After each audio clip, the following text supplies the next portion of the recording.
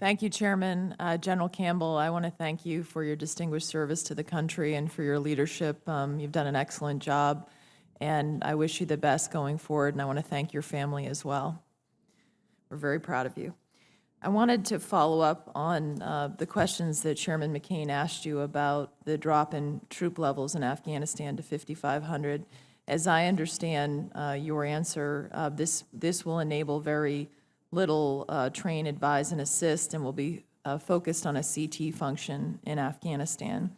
And my question to you is, if that decision in fact stands, and that's where we remain, what risks do we incur by going in that direction?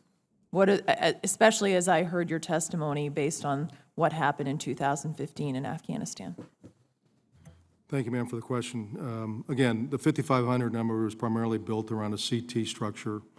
And as we've taken a look at that decision and what's changed on the ground, elections are going to happen potentially in October. That was not considered. Assumptions that the Afghan security forces should provide other things to support that number. If they don't make some of the reforms, then General Nicholson will absolutely have to come forward and said, this assumption did not prove true, therefore we need X.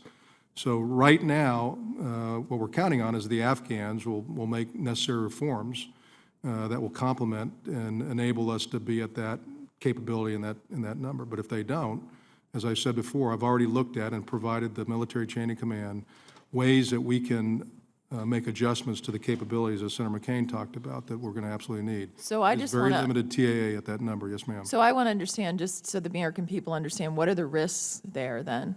If all this doesn't work out perfectly and we still yet go to that number, what kind of risks do we face on the ground that are risks to our interests? The risk would be that the Afghan security forces will not be able to make the necessary adjustments and improve as we thought that they could.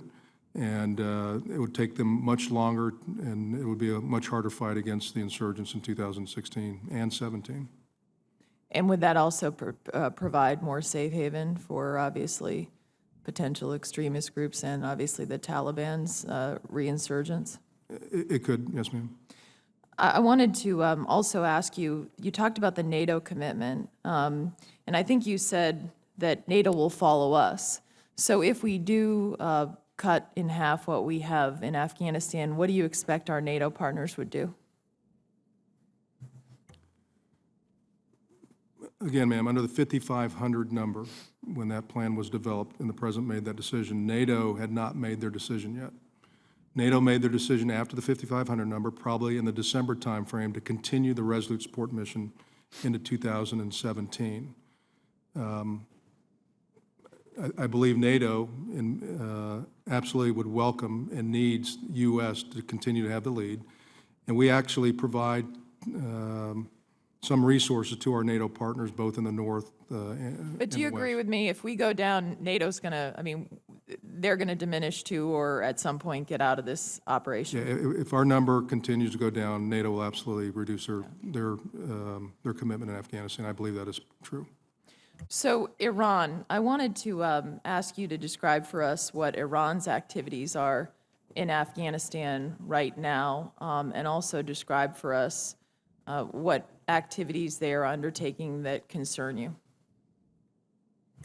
Ma'am, I think what Afghanistan is trying to do is have a sovereign country to sovereign country relationship with their neighbor to the west, Iran.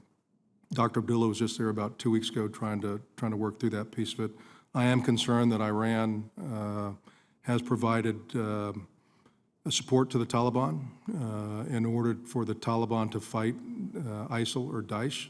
They are worried about ISIL or Daesh, so they have provided support to the Taliban. And I'm worried that that support that they provide to the Taliban could be used against the Afghan security forces.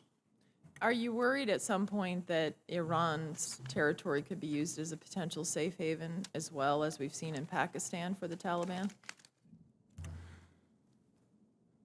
I think that's a possibility, yes, ma'am. And I think we got to do everything we can to make sure that doesn't happen.